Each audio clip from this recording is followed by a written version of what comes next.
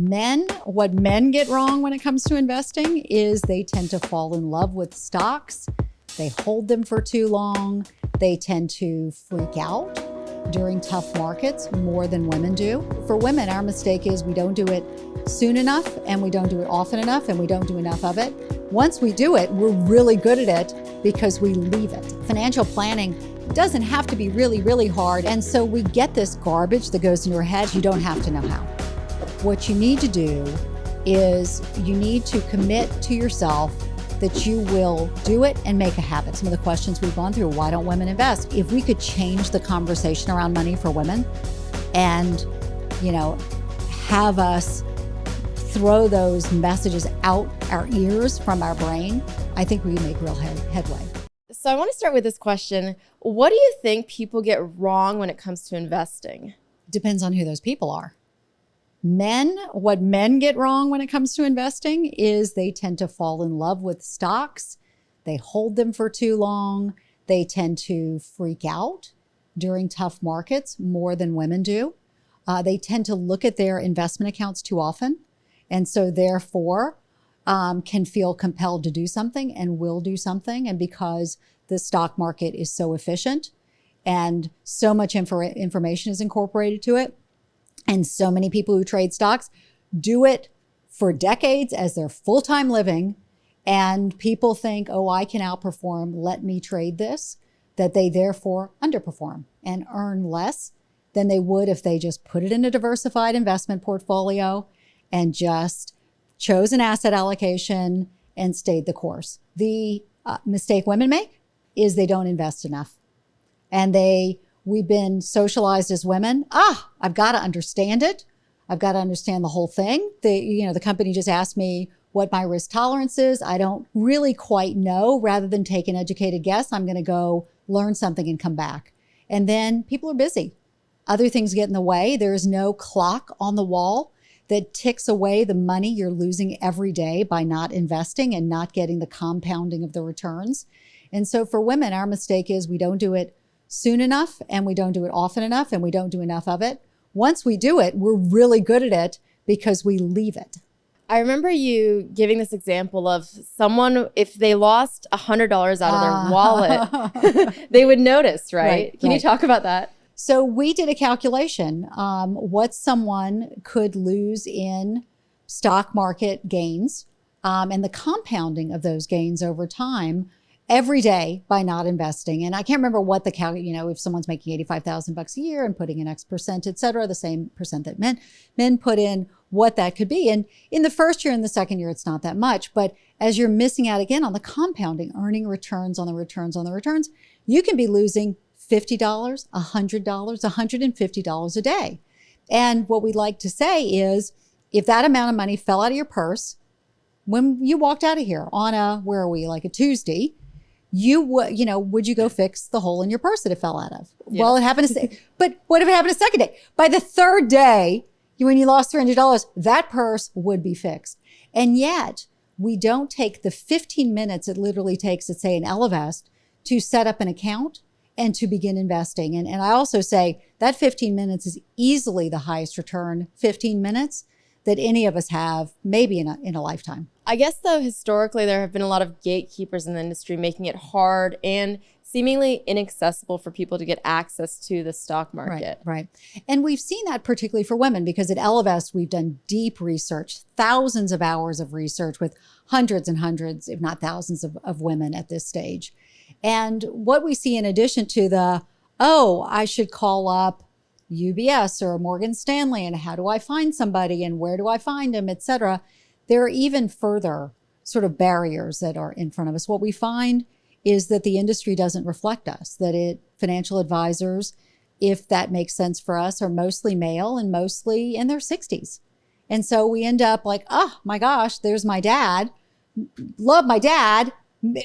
I'll talk to my dad, maybe not as relatable for, say, a young woman. Even when you go over to some of the online trading places or investing firms that have been there, they've talked in a different language than women do. They've talked in basis points and trading and, this kind of account and so on.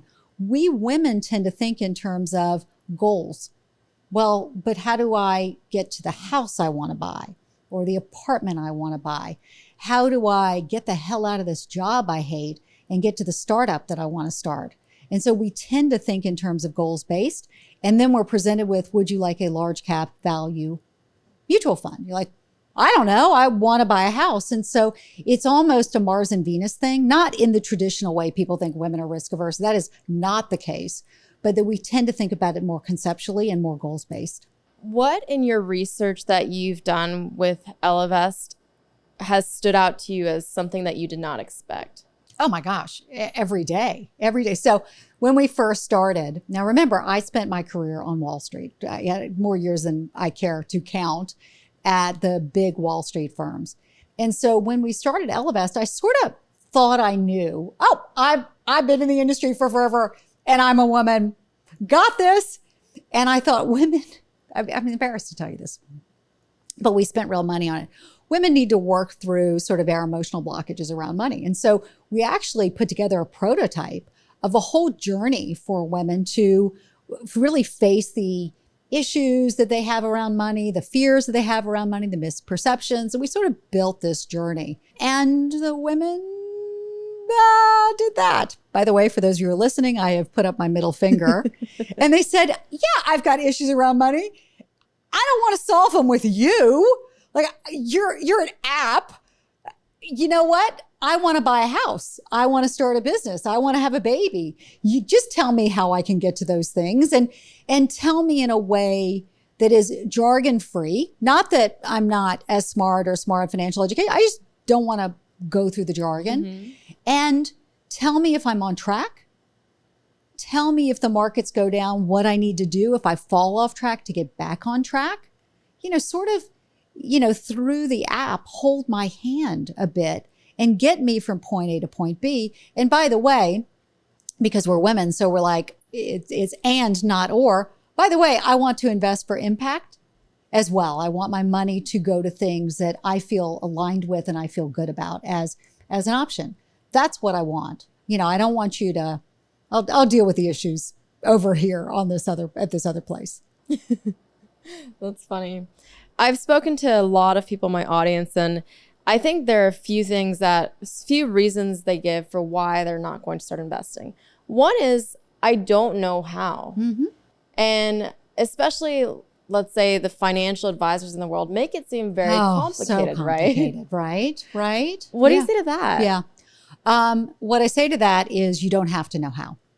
What you need to do is you need to commit to yourself that you will do it and make a habit of it. And what I mean by that is invest some percent out of every paycheck. That's very helpful because the markets have been upward trending for as long as we can go back in time, but they're upward trending with volatility, and that volatility can be scary. And so if you commit to yourself, I'm going to invest 1%, 5%, 10%, whatever it is, out of every paycheck, then sometimes I'm going to be, when the market is tough, and I know I'm, intellectually, I know later I'm going to be getting a good deal because the market's on sale, but it's a habit. It comes out. It's a recurring deposit. And so sometimes I'm buying high, sometimes I'm buying low. Typically, I'll get the market return, which doesn't seem exciting, but does better than 99% plus of active traders. Remember, we talked about actively trading, betting against a very efficient market, against people who do it full time. It's very difficult to win all the time. So actually a market return counterintuitively is outperforming. So you commit to do it, and then you find a place that you trust to do it for you. And what I would say is, as with an Ellevest, you want to ask the question, are you a fiduciary? Some are, some aren't. Are you putting your my interest ahead of your own company that I'm looking at? Do you construct for me a diversified investment portfolio? Mm-hmm. When I tell you what I want to achieve, do you then go behind the scenes and put together a broad range of, say, ETFs that make up a portfolio that's right for my risk tolerance, for what I want to achieve? Are your costs low? What are they? Are there hidden costs to it? Do those fees make sense for me? Do you rebalance it over time? Because the asset allocation, the things you're invested in today, makes sense when I'm 31 or 23, but maybe not so much when I'm 50. right? And so are you making those changes for me? I would go further. If you're ready for a little extra homework, does this company reflect the world I'm living in? Or, do they reflect me, right? Are these people that I want to be supporting in their journey? Or do I want to, which is totally fine, support traditional Wall Street, with it is something else to ask. And what about those people who want to do it on their own? Let's say they want to pick their own ETFs. They don't want to have it done for them. Yeah. God bless. Would you have a formula you would give them? Look, I would keep it simple. Again, if you're trying to pick stocks or pick ETFs and you're approaching it as I want to have fun, I want to trade, I think this ETF over the next 6 months is going to really explode because I really believe in the potential of small cap stocks in Asia, and this ETF does it. If that is what you want to do and entertain yourself in your free time, go for it. If what you want to do is get yourself invested, put yourself in a position to earn the returns, get the confidence that comes from seeing those returns accrue over time, is no guarantee they will in the future, but as they have historically, then you want to get a, sort of a broad-based index fund that, is either global in scope or US in scope. You want to go as broad as possible, put your money in there, and stop thinking about it. Another big obstacle that I hear people say they have to investing is, I'm scared. Sure. They've seen people lose money, or they've seen their parents, I know. And it, pain of loss hurts so much more than the joy of the gain. But at the same time, there's no return without any risk. That is true in life, in your life choices, and that is true when it comes to investing as well. And so in return for that volatility that you've seen in the stock market, say we won't hit with Bitcoin or crypto right now, but in return, you have historically had about 9.5% annual returns since the 1920s.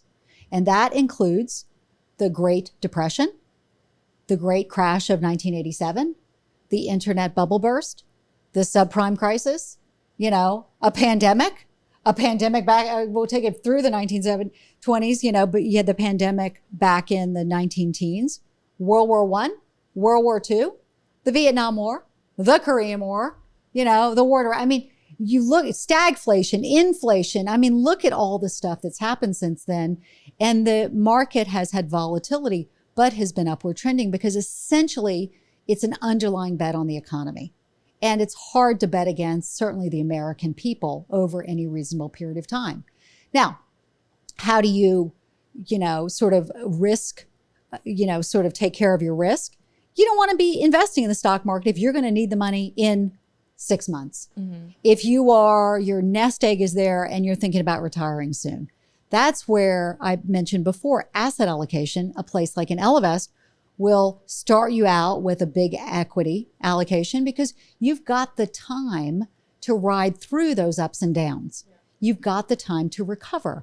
Whereas if it's your parents and they're looking at retirement, we'd have them more in a fixed income portfolio where the risk traditionally has not been as great, so that a stock market crash, for example, would not completely derail their investing. So investing in the stock market and crypto is not for everybody, but if you've got time to work on your side, then ride through it. And my best advice is what I did in this latest downturn: just don't look. There is, just keep on trucking, keep making your recurring deposits, and don't look. Now, what I also want to talk about is the power of compounding, because that 9.5% annual return, great. Well, let's go back a step, because you earn that, which in simple math is terrific.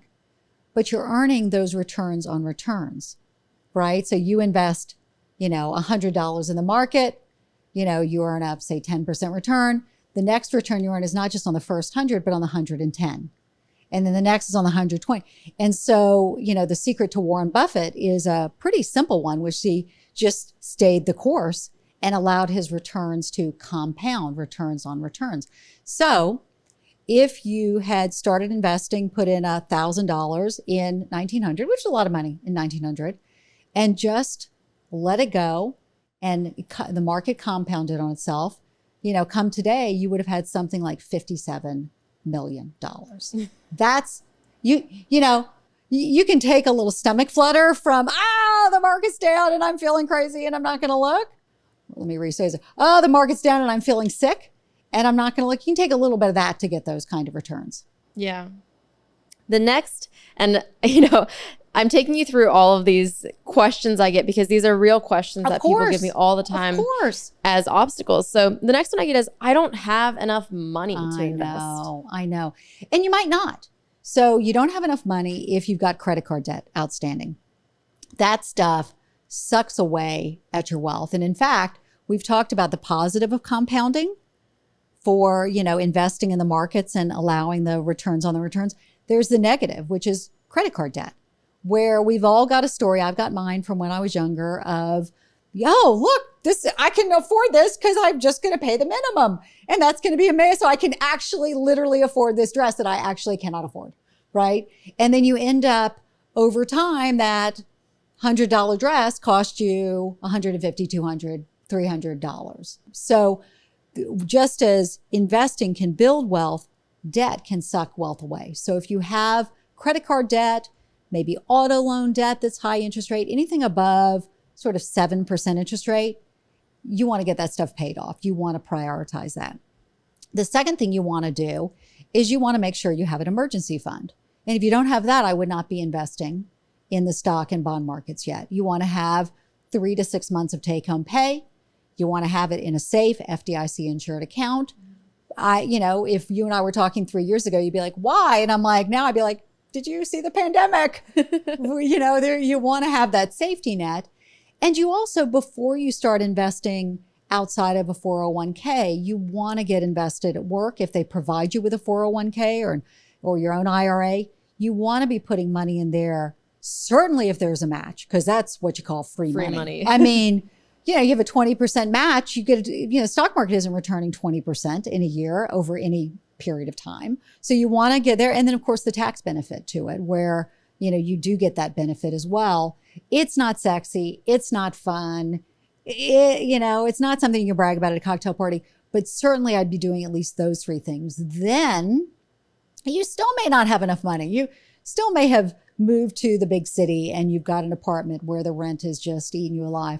Or maybe you open an account at Ellevest where we have no investing minimum and you put in $10 out of every paycheck. And you just start to think of yourself as an investor. And, over time, maybe it's 1% of your take-home pay. And then, you work your way up to 2%. You get a raise and, you bump it up a little bit. You just sort of find your way in there. It's not all or nothing. Yeah. It's beginning. And then, by the way, if you're starting to, you can see, oh, look, the market went down and I did freak out and have a fit and, couldn't sleep. Oh, that's some new knowledge I have about myself. Or, hey, that wasn't so bad. It was okay.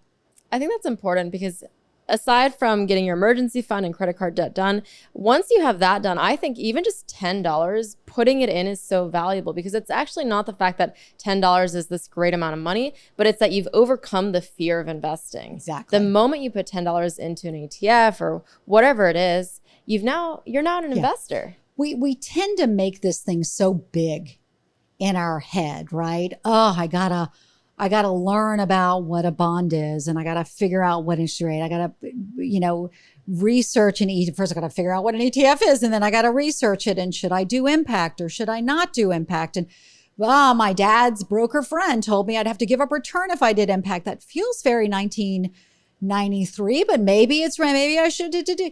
And as women, we have been socialized to get A's. We do our research. And so we make it this thing. Don't make it a thing, right? Either find an Ellevest you can trust, a fiduciary, diverse investment portfolio you're comfortable with, or find someone else and just do it on a small scale. But just that getting started is so important. Yeah. And even myself, I get this analysis paralysis where I remember before creating my first YouTube video, I spent 3 months studying YouTube. And now looking back, it's like, oh, I should have just posted a video. That's how you learn. Right. But investing is the same. Like you don't need to learn the entire handbook in order to put your first $10 in. That's exactly right. The next thing I get, the big obstacle, is people saying they're in their late 20s or 30s or 40s. It's too late for me. Oh my gosh, I thought you were going to say it's too early. I've heard that. I remember my ex-husband telling my brother when he was in 20s, don't worry about it. You'll be making so much more money later. You can worry about it later, which completely, again, misses the concept of compounding and becoming an investor. All right. So now we're going, if someone's in their 20s and saying it's too late, please, please, even when you get to grandma's age over here, and I'm not actually literally a grandmother, but even then, just stand, as Susie Orman used to say, stand in your truth, and begin to invest in an appropriate portfolio. If you're 78 and you're just starting, you're definitely going to want to be in a less risky portfolio. More bonds, less equity, but just start from where you are. And again, it doesn't have to be this one big bet. It can be over a period of time and fine. Yeah. You're not going to earn as much as if you started when you were 22, but there are lots of regrets in life. My ex-husband, there's a regret right there, right? Yeah. I have a couple of jobs I took. I'm like, what was I doing? Plenty, like haircuts, the perm I had, for goodness sake, is a huge regret left in the 80s, obviously, when I was younger. But life is full of regrets. Just get over it and move on. Yeah. Why are you so passionate about helping people, especially women, invest? Oh my gosh. How long do you have? I am so passionate about it on a macro and a micro basis. So let's start with the individual basis. Money is women's number one source of stress. And particularly coming through this pandemic. It is such a source of stress that more than half of millennial women report they have become physically ill over it.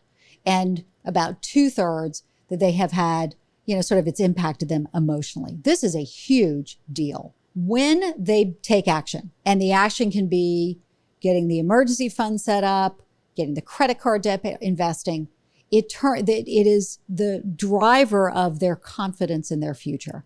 So it turns a source of stress into a source of strength. And when I looked at this and I said, well, where can I, having worked all those years on Wall Street, be helpful? There's not a ton I can do about the gender pay gap. You can try, right? And we put out a lot of content for individuals on it. But I looked and I said, whoa, women aren't investing as much as men are. Even absent that gender pay gap, they're leaving a larger percent of their money in cash. It's costing women, some women tens of thousands, some women hundreds of thousands, some women $1 million plus over the course of their lives. And while we in the industry have sort of blamed women, well, they need to do more financial education of themselves. They're risk averse. We'll put in a marketing newsletter that will say, hey, go girl, and talk about stocks.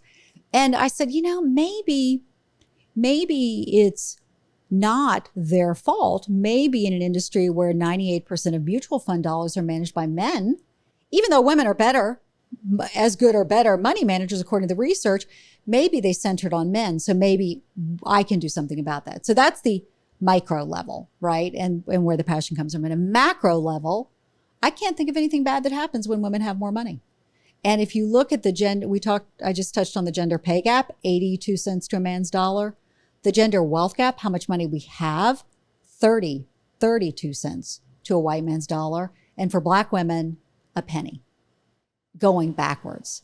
And so this is like a crisis. And again, where can we provide the help on a macro basis is by founding an Ellevest that is going directly at this issue. You speak a lot about the gender pay gap and the wealth gap and then also the investing gap. If you could only target one to fix, what would you fix? The wealth gap, for sure. How much money you've got.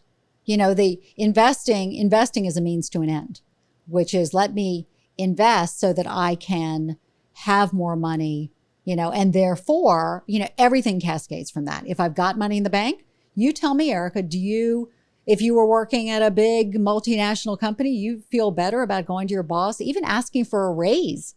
Yeah. If I've got enough money that if he says a raise, I'm so angry that you just asked me for a raise, I'm going to fire you. Not that Which happens. Does not happen. Doesn't quite happen. Although women, can face some backlash for advocating for themselves. So you've got more degrees of freedom in every way, right? It's at the job, it's in a personal relationship. Today when we get divorced, if we're divorcing a man, his standard of living goes up and ours goes down by a double-digit percent. And so more money doesn't buy happiness, but it buys a lot. It buys a lot. Why do you think that wealth gap exists? Well, inherent structural sexism, for one thing. Structural racism for women of color. And, what can then be drivers of it is we earn less because of that. We take more career breaks, either through choice or not through choice, as we've seen during the pandemic. And then we've also got a load of stuff in our head about money that has been put there by external forces. And what do I mean by that?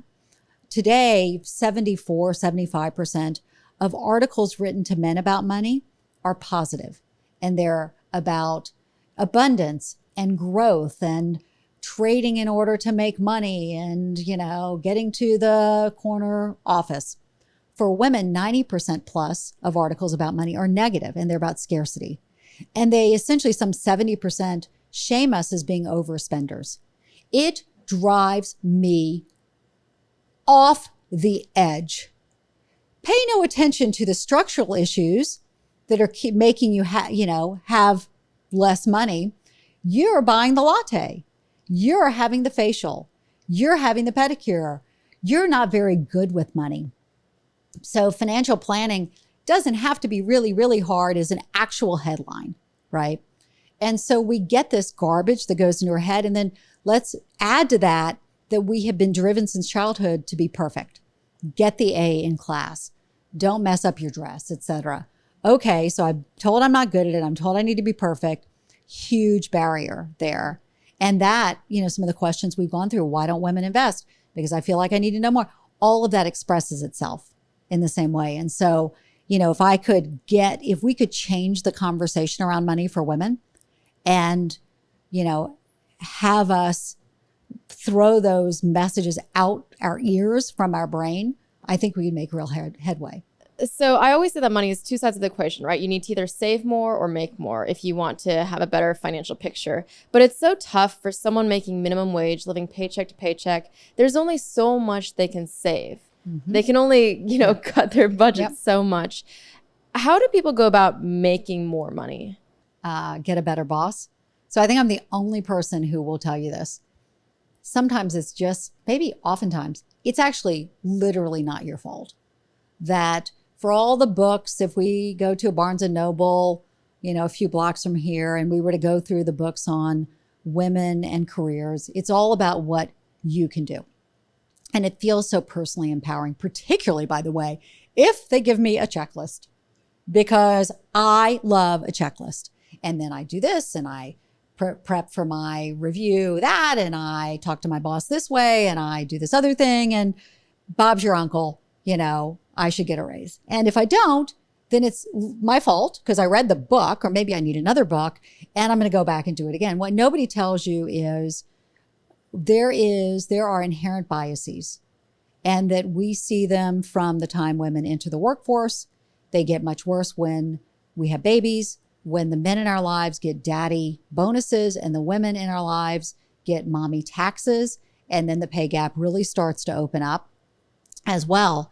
And you look, it's not because women aren't doing the quality work. It's not that we're turning in all of our projects late. We're juggling all kinds of things.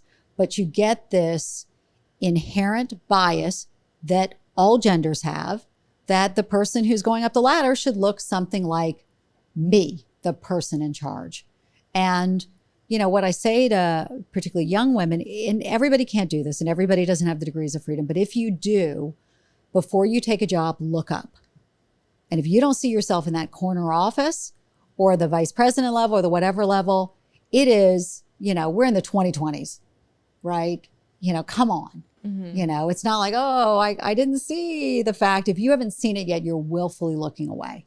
And if you don't see yourself reflected, if you have the chance, the opportunity, you might want to go work someplace else. And you might want to look around and say, my boss, we always call him Todd.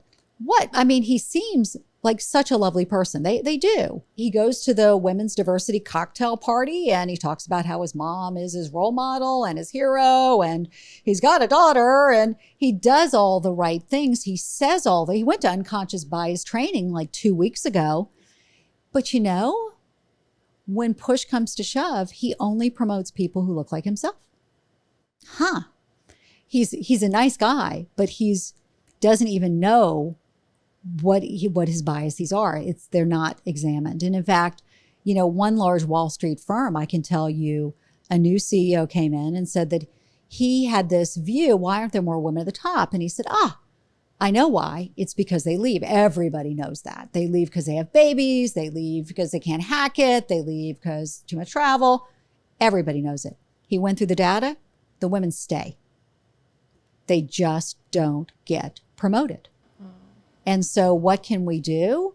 And again, understanding if you're at minimum wage and you're sort of trying to string it together, it's a different set of circumstances. But if you have the ability and if you have the privilege to make these choices, look up and look at what the track record is, not what people say.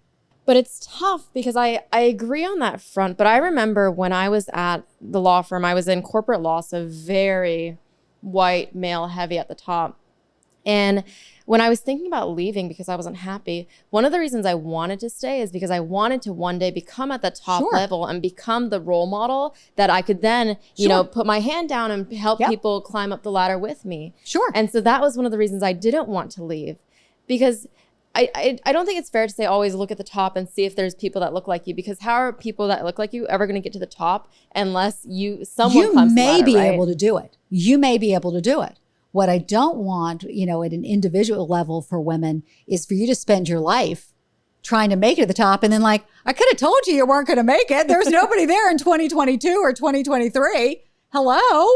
Of course you're going to make it. Here's another option. If you have that privilege, start your own. So that's what I did at Ellevest. That's what I did. Right? It's, what? I've got the privilege.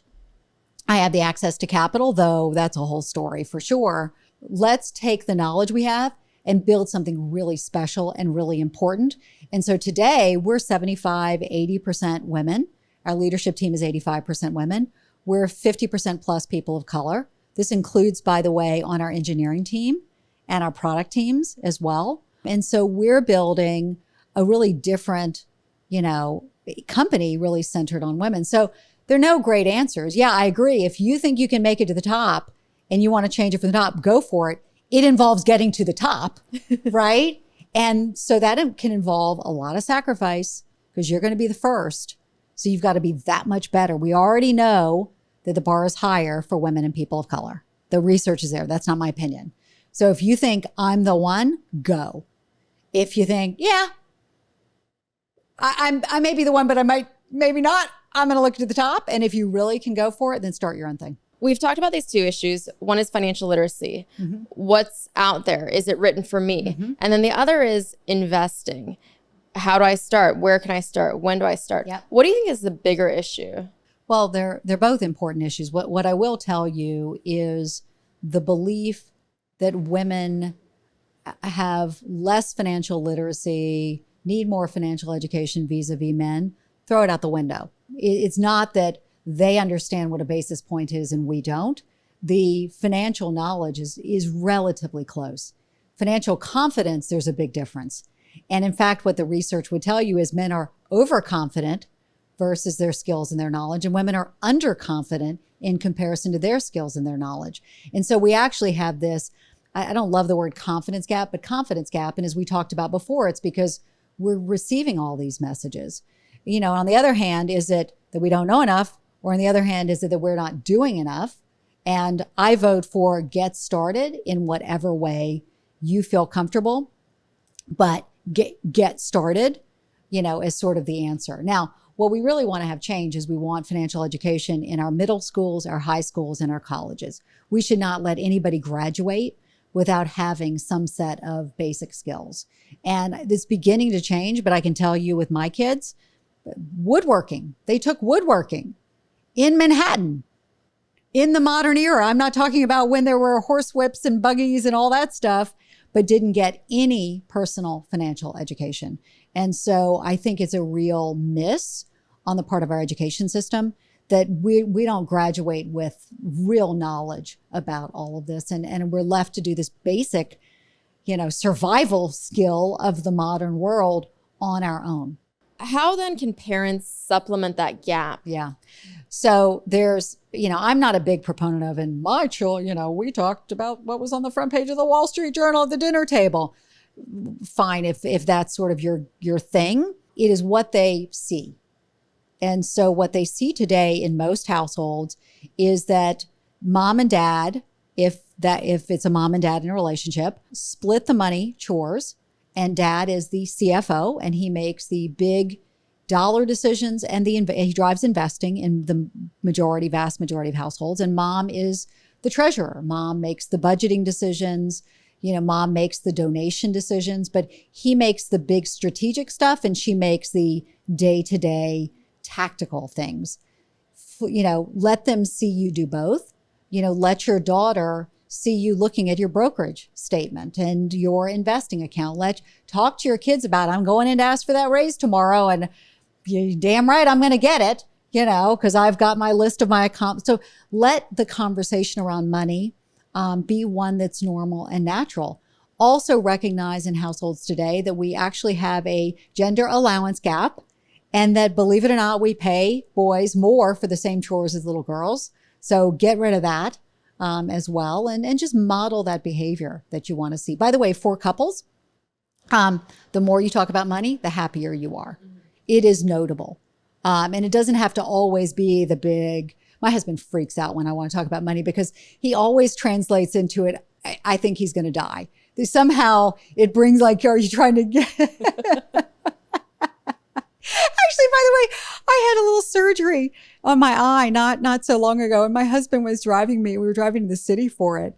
And as we were driving, and he's like, in case the worst happens, where are your documents? And I'm like, oh my gosh, if the worst happens, they'll call you and you can, pick me up and take me home. And he's like, I was like, oh, did you mean if I died? I didn't know death was on the table for a little eye surgery, but okay.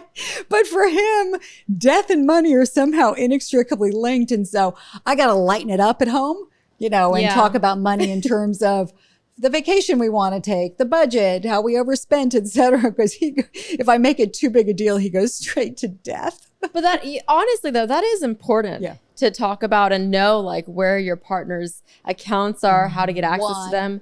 100%. We're into crypto, and if my husband, the worst were to happen, went somewhere, I wouldn't know how to get access. I know. And those are things you need to figure out. And those are emotional conversations as well. And so what I find works in my relationship is if I ask my husband, hey, honey, where's all your money and how much is it? And can I have the passwords? He tends to freak out. If I lead with, let me share mine with you, then it's sort of weird. He can't not share his with me. Yeah. And so I find I have to give and then he'll give back. But diving right into it, he freaks. And especially being in law, you see the number one cause of divorce is money issues, right? And then what often happens when people get divorced? Who's often... Oh, okay. Well, so let's back up. So the other advice, if everybody takes away one piece of advice, in relationships, we've got to be involved in the money. We cannot outsource it to our partner. When we do, and it comes back to us, and remember, women live longer than men. 80% of women die single. 90% of us manage our money on our own, even if we don't want to, right? When that money comes back to us, 74% of us have a negative surprise. 74%, not 15, not 20, 74%. Something like 98% of widows and divorcees, women, say the number one piece of advice I give to other women is stay involved in the money. And I know. But my husband or my partner is so amazing and so fantastic. And but I now have friends whose partners have passed away unexpectedly. And so it's not that they were a bad person, it's they died.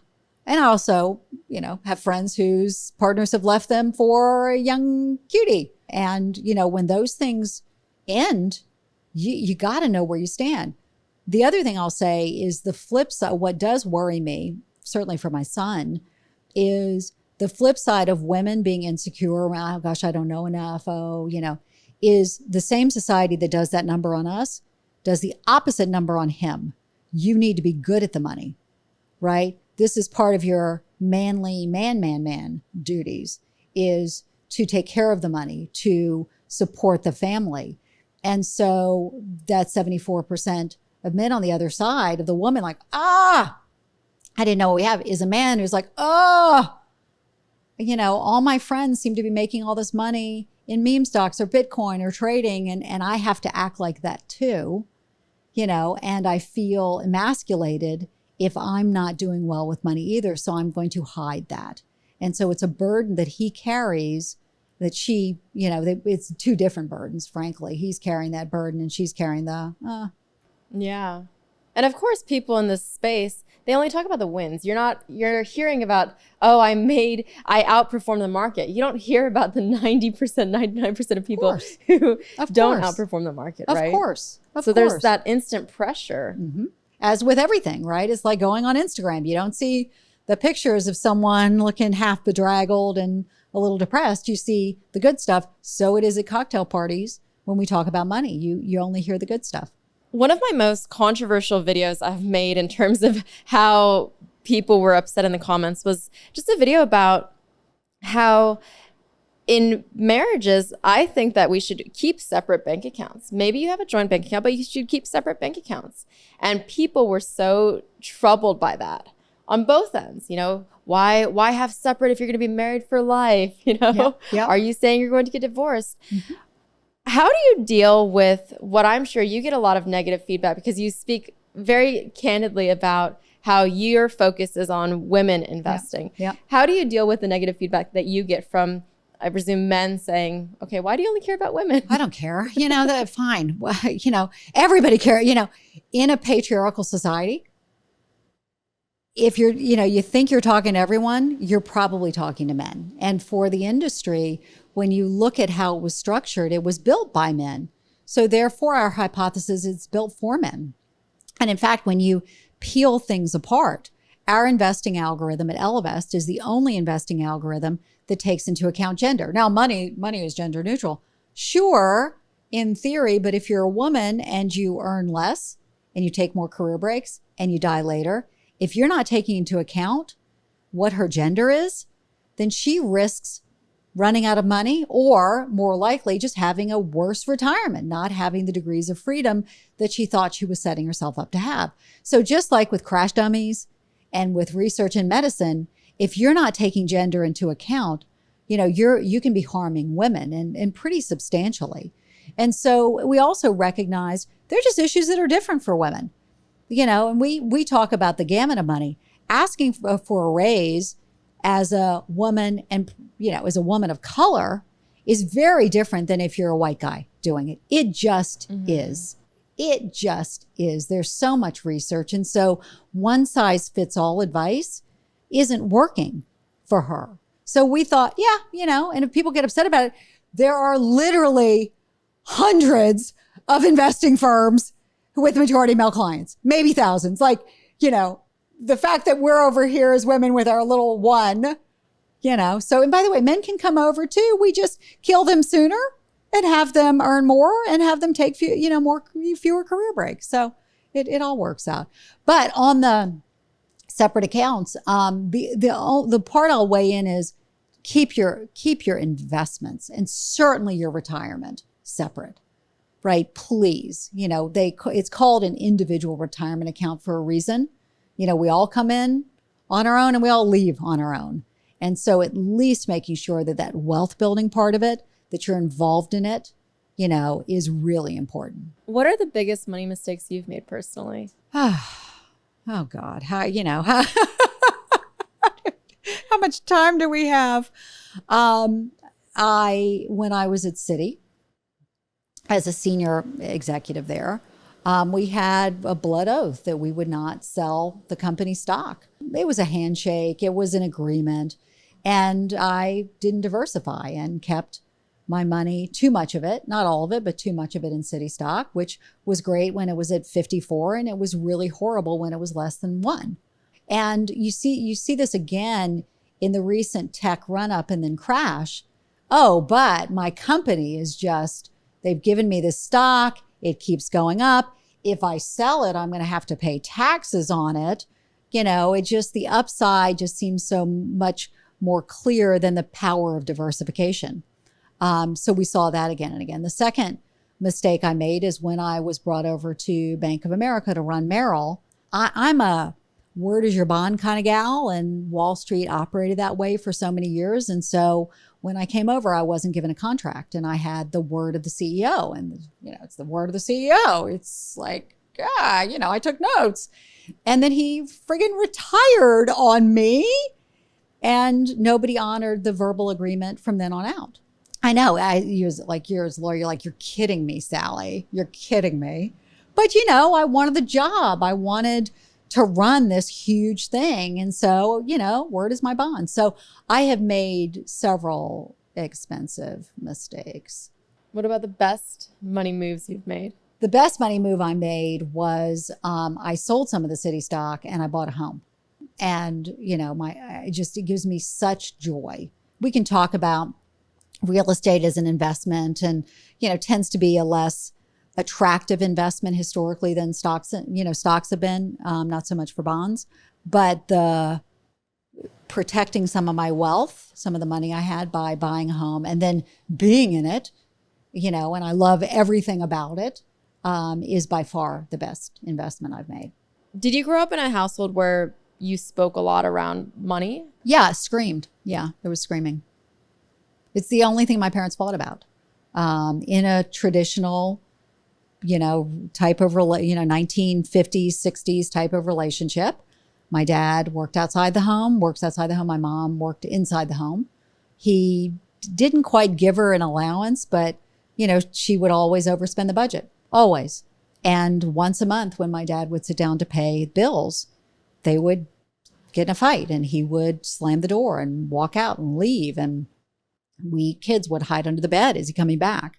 And so that's why I pretty unapologetically, even though I grew up in South Carolina, where women wanting money doesn't fall into the historic South Carolina gender norms. I was like, I'm going to Wall Street and I want to make money and I want to be, if not, sure, financially independent, but just financially stable where, I can, in fact, it's funny. My now husband really triggered me. I took a career break when we were early in our marriage and into my pregnancy with our son. He's the nicest guy. And I remember one day I'm like, I think I'm going to go, we had a cocktail party and I'm in maternity clothes. And I think I'm going to go buy another maternity cocktail dress for this cocktail party. And he said in a mild-mannered way, but don't you already have one?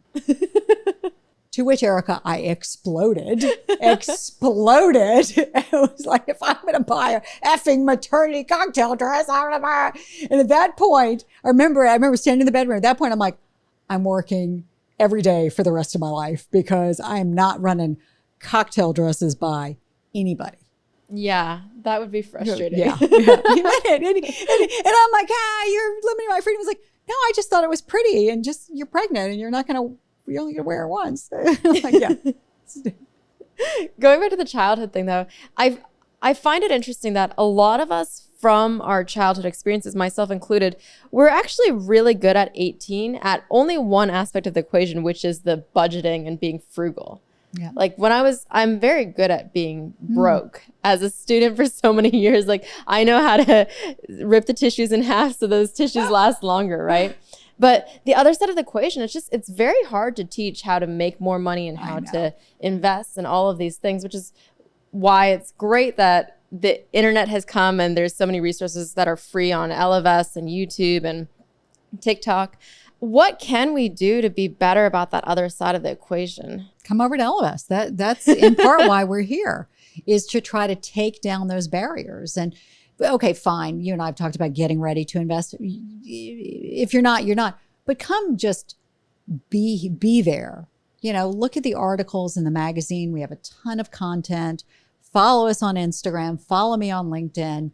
These are discussions and conversations we're having. I don't love all the finfluencers who are out there, But if that's your thing, find a few that you like and follow them and start to pick up sort of nuggets and tidbits and watch the crypto market, watch the stock market. Just always be aware of people without much experience hyping things, to go to the sky. I mean, I felt like such a friggin' grandma with the meme stocks and every type of crypto was going to the moon. And, you're just like, I just really want to say like, no, and I felt like grandma over here, back if you had perfectly foreseen the advent of the car, could have foreseen that it would take over the world. Think crypto, right? It's going to take over the world, but you could still have been wiped out investing in the hundreds and hundreds and hundreds of car companies that went broke. Same with the internet bubble of 2000, 2001. They were right. In fact, the power of the internet is so much more than was expected then, but the stocks got ahead of themselves and a ton of them went broke. And so you could have gotten the whole theme right and gone broke. And so, don't, where you have to sort of watch yourself is when you go from I'm nervous to I'm giddy. Mm-hmm. In fact, I would put forth, Erica, we need to take all emotion out of investing, because if you're scared, that's usually a good time. Everybody else is usually scared too. And that's usually a perfect time to invest. If you feel giddy, again, you're not alone. It means the market is overcorrected. So we want, let's make investing boring again. Maybe I'll think about that as a hashtag. I like that. Okay. No, investing should be boring. It should be boring. That is my favorite kind of investing. Yeah. I just invest, put it aside. I don't look. It's I sort don't of know like what food, the day-to-day right? markets are. It's sort of like food. They say nothing that you put into your body should cause an emotion. Right? Too much caffeine, you're jumping around, too much of other stuff, you're whatever. But that, just be careful if stuff in your body is changing your mood. Be careful if investing is changing your mood. Yeah. You mentioned the finfluencers. What's the worst finfluencer advice you've seen? Well, there's one, I got into it with one of them, and this is a handful of years ago, who was saying that people needed to build up their savings before they were paying off their credit card debt. And I'm like, if emotionally that's important to you, like, I got to see something in the bank account, otherwise I go over the edge, fine. But financially, that's a huge mistake. And so financially, you should take whatever the savings you have, pay off the credit card debt, even if that means you're zeroed out, right? Because the credit card debt costs you so much and the savings account is not earning you anything. And so you're just transferring value. And they came back and they said, yeah, but what if I have an emergency and I need money? I'm like, oh, then you run up your credit card. Well, what if the bank cancels it? And I'm like, first of all, I was CFO of Citigroup. So I feel like, I don't mean to be a jerk, but I feel like I got an edge on you on this one. And that's what banks live for, is when you need that money and then you pay them late fees and all. Like, that's like their thing. Okay. Yeah. But, let's assume so the risk you're trying to, take care of is that they canceled at that time. And I'm like, that is the world's most expensive insurance policy. Just be clear about what that is. And so we sort of had this back and forth, which I thought was just financially, just numerically incorrect advice. There's always going to be, in these cases, a financially optimal decision. Mm-hmm. And then there's the psychologically optimal decision. 100%. So for example, I had $200,000 of student debt when I graduated from law school. It was not, by the time I refinanced it, it was around a 3% interest rate. Yep. Financially, it would have been optimal for me to actually invest that money. However, psychologically, I just wanted to get out of debt. So I went the psychological route. How do you deal with that? That's okay. Just be clear with yourself about what it is, and if you do have a, pencil and a calculator, maybe just calculate how much you might be losing from it. Okay. So Sallie and I were together and she said the stock market went up 9.5% a year. I wouldn't invest all in stocks. It'd be a diversified bond. So 6%, right? Okay. 6% a year versus this is costing me 3%. Let me see how much money that cost me over time. I got to pay taxes on the gain. Okay. My peace of mind is worth $10,000. or $500. Huh. Nope, it's more than that. You know what? I'm just going to remind myself of that. And I'm making the financially optimal decision. But just be clear about why you're making it, as opposed to operating from a place of scarcity and nervousness. A lot of my content is around me versus the companies and Yes. how to understand the rules of the system to kind of win over the companies. Mm-hmm. Being in the finance industry for so long, do you have any hacks or ways that we can understand the system too?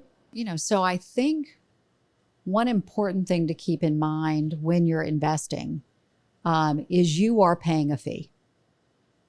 If you don't think you're paying a fee, you're paying a fee.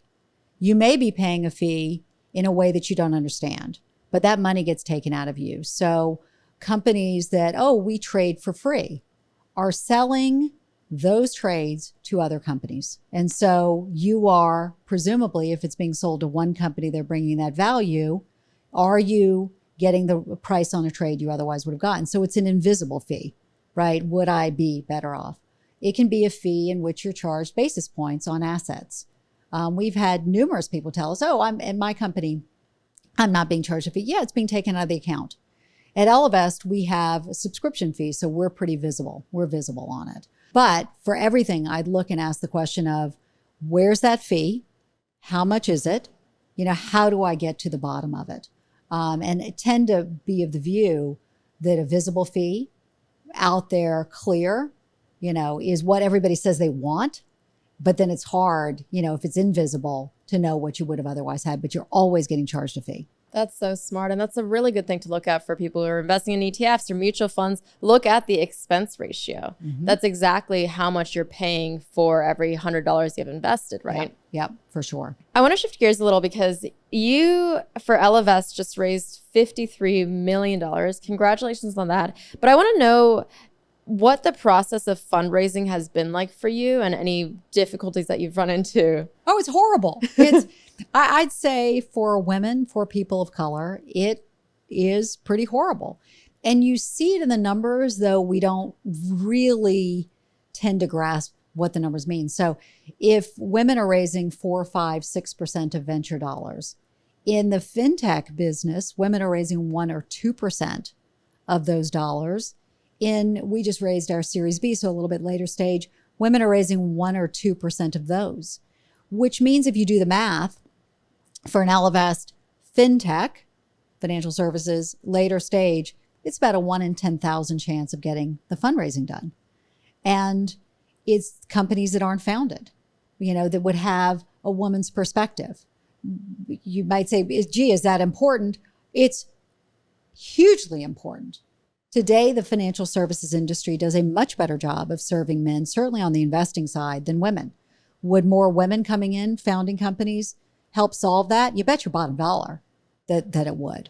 And it's also the enormous amount of time wasted. If women are raising 2% of a pool of money, but sort of by definition means it just takes them 50 times longer, right? And so it's not just, hey, the companies that aren't getting funded. The ones that are getting funded is just so much harder, so much more time consuming when the tables are stacked, the bills are stacked against you to start with. So I think, start throwing out names of other women CEOs who've raised this much in the financial services, the fintech industry. You can't, because these numbers, this tilt towards male founders is really hurting us. What unique challenges have you faced now as a startup founder versus being executive level at all of these corporate America companies? It's so much harder. I mean, it's like everything's hard about being a startup founder. Everything. And it's hard at the beginning and it's hard now, like everything, right? At the beginning, you are every day 1 or 2 mistakes away from being out of business. You hire the wrong CTO, you hire the wrong CPO, you had a product, that could be a fatal error. You hire the wrong one, maybe you can save it, but you want to be nice and you want to coach him and you want to, you as I did at the beginning, have the wrong concept of how to solve the problem. You got the right concept, but you're not executing well. You we're too focused on product. You're not paying attention to marketing. And so you launch this great product, but you've got your 2 followers on Twitter who are like, yay, it's your mom and your dad are both like, yay, you launched this thing. And then you move on and you sort of think later, and then the fundraising's hard.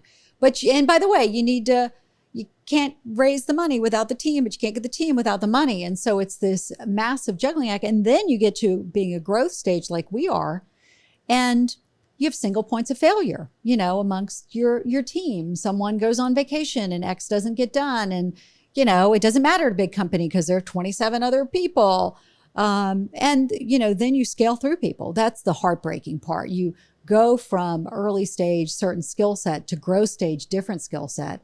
And through no fault of anybody, you're bidding people goodbye. I always say, unless you have to start this company, that you just see the problem and you are the one to solve it. If that happens, go for it. Otherwise, it's too much of a pain in the ass. For the $53 million that you raised, where is that money going? Running the company. I know I'm supposed to say something sexy like we're launching this new business, but as a startup, we're not yet profitable. And so there is some part of this that is turning the lights on and doing the things we need to do to bring in the new clients and customers and grow the relationships with existing ones to get us to, profitability. So I know that's not sexy. It's okay. I know. All the PR folks like, but you have to say it's to do X or Y. I'm like, but it's not. But one thing that I would love to sort of share is how we did the raise. So we have some of the traditional venture capitalists who have funded us.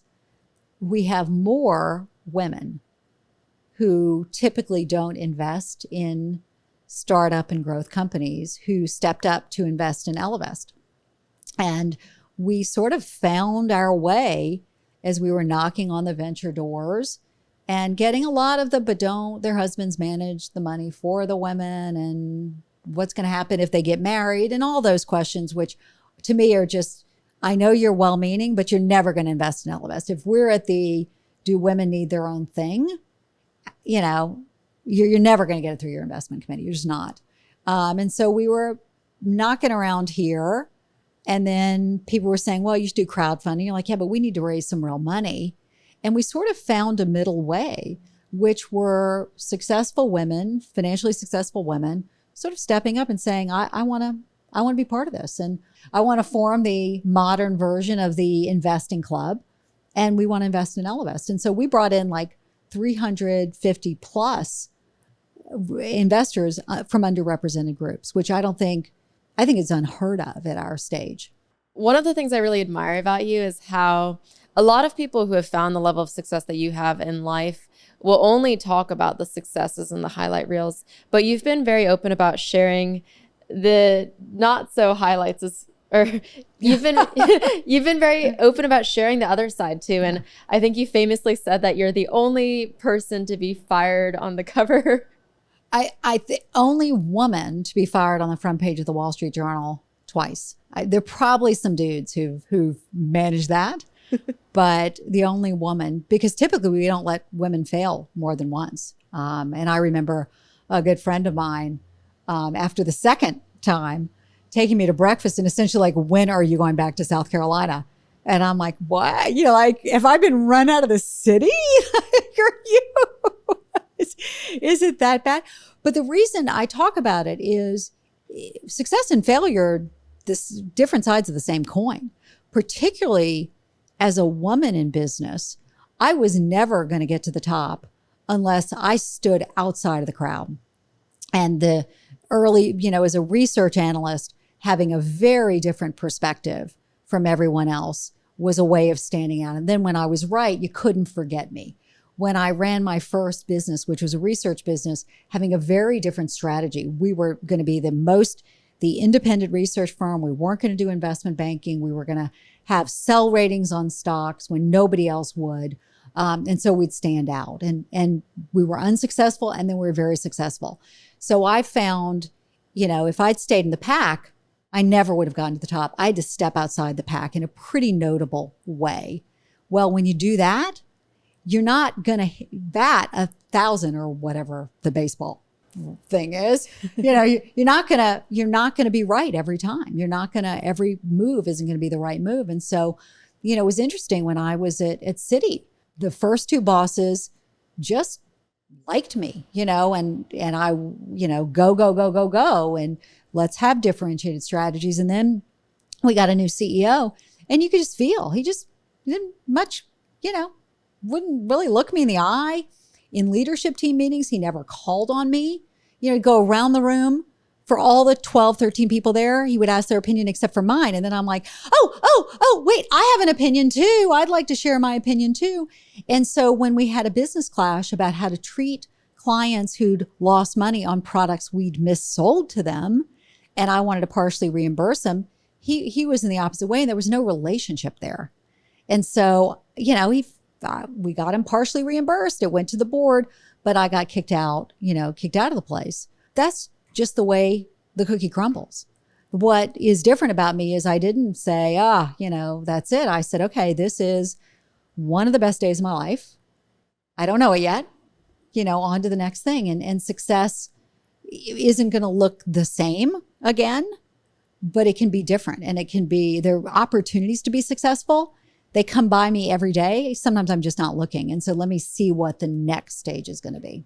What's something with Ellevest that you initially were like, oh, this is a failure, but actually looking back, it was actually a blessing in disguise? Well, let me hit it this way. Ellevest itself, it took me a long time to come to the conclusion that I needed to launch Ellevest. And after I left running Merrill, I had any number of people say to me, Sallie, for your next chapter, why don't you found an investing firm for women? And I had a couple of reactions, all of which were driven by the societal messages I received. The first of which, I'm going to be honest with you, is like, well, that's junior varsity for women. Why did I think that? Because we tend to, businesses for women, we pink it, we shrink it, we charge more, we dumb it down. There had been initiatives for women in the industry, and they were all newsletters that were marketing at her as opposed to taking her needs truly seriously. So that was one. And the other is, well, that won't be a very big business because women don't like to manage their money. I know that because I was at a firm where we had mostly men clients, and therefore I've now proven, rather than saying, gosh, maybe the product wasn't right, maybe the offering wasn't right, maybe we didn't, I don't want to say respect her. Of course we respected her, but maybe we didn't deeply incorporate what she was saying and change the underlying product and go from marketing to her or at her to serving her. And so I spent time with these patriarchal ideas until one day I'm like, oh my gosh, I need to found an investing fintech firm for women. People are like, so we've been telling you for the past couple of years. But my sort of traditional view was getting in the way of seeing the need, the opportunity, and really the market dislocation, the market, anomaly that was there. Where do you see Ellevest going now for the next 5 to 10 years? What are your goals? What do you hope to achieve? Well, the overarching goal of Ellevest is to get more money in the hands of women.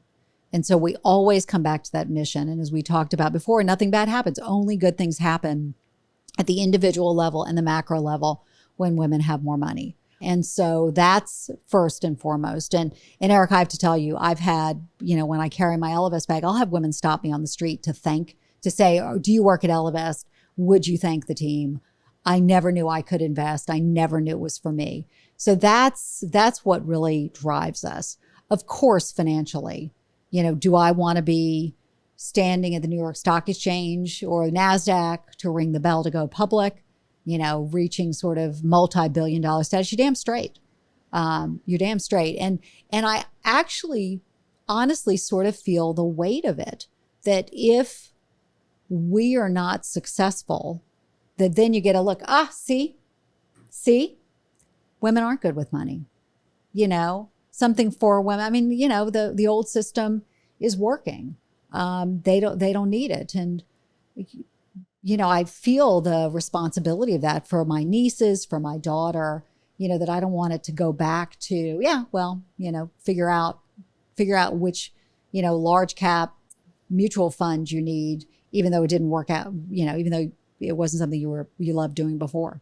I'm sure people are going to ask me this, so I'll just ask you, what is different about Ellevest? Well, thank you for asking. I think let's start with the fact that we are the only financial fintech company of any size that has been built centered on women. And as women who reflect her, and then through taking her very seriously with these thousands of hours of research. And Erica, that has led to things that are demonstrably different and things that are subtly different. Demonstrably different, the only investing algorithm that takes gender into account. That matters because of the different earning patterns. Subtly different, one example. We learned early on that if you ask a man what his risk tolerance is, and he's not quite sure, he will answer the question as he begins to invest and continue on. He takes an educated guess. He's like, close enough, here I go. What we found with women was she'll be like, oh, that seems like an important question. She'll leave. And she says, I'm going to go figure this out and come back. And then maybe she does and maybe she doesn't. And often she doesn't. That's a problem. Mm-hmm. How do we solve that problem? Right? So, and we did, by the way, by giving her, sort of judging for her how much risk she could afford to take rather than asking her how much she wanted to take. And then putting together a portfolio around her goals that's risk optimized for her. It's also subtle things like jargon. People think women don't understand jargon. It's not the gender difference. None of us understand jargon, but men power through. They're like, I think I sort of know what this means. And women are like, I got to figure that out.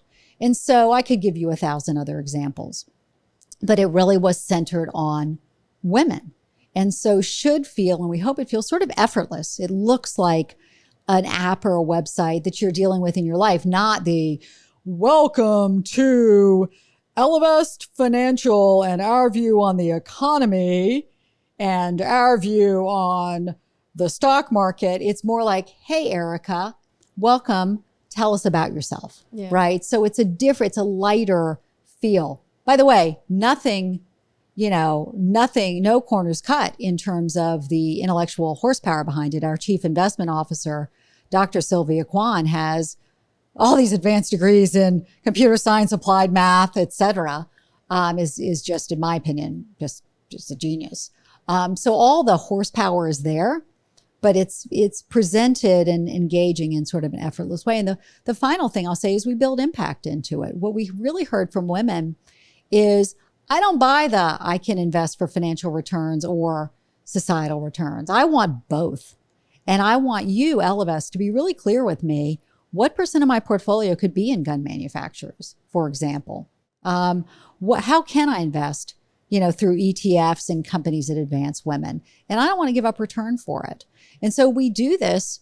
What's also different about us from college to crypt, through a woman's life journey, whether it's her first dollar, which we spent time talking about today, or she's made it and she needs a financial advisor fully dedicated to her. We want to be with her the whole way because, sort of changing the engagement model is, women are telling us they want it from college to crypt. We have a closing tradition. The podcast is called Erica Taught Me, but really today is about Sallie Taught Me. What do you want people to walk away from this podcast being able to say, Sallie taught me these things about money? Sallie taught me it is better to get started than to know everything. Sallie taught me that historically investing is the highest return thing I could do with that extra 15 minutes at the end of the day. Sallie taught me that the messages that I as a woman am receiving, and as a man, any gender, am receiving about money are sort of warping my point of view. Sallie taught me that being a woman who wants more money, who's actively working to be more money, doesn't mean I'm not feminine. Doesn't mean, I'm not fitting into those gender norms. Sallie taught me that we need to change those gender norms. Sallie taught me that when I'm with a partner, I better not allow him or her to take control of the money, or I may end up regretting it. Thank you.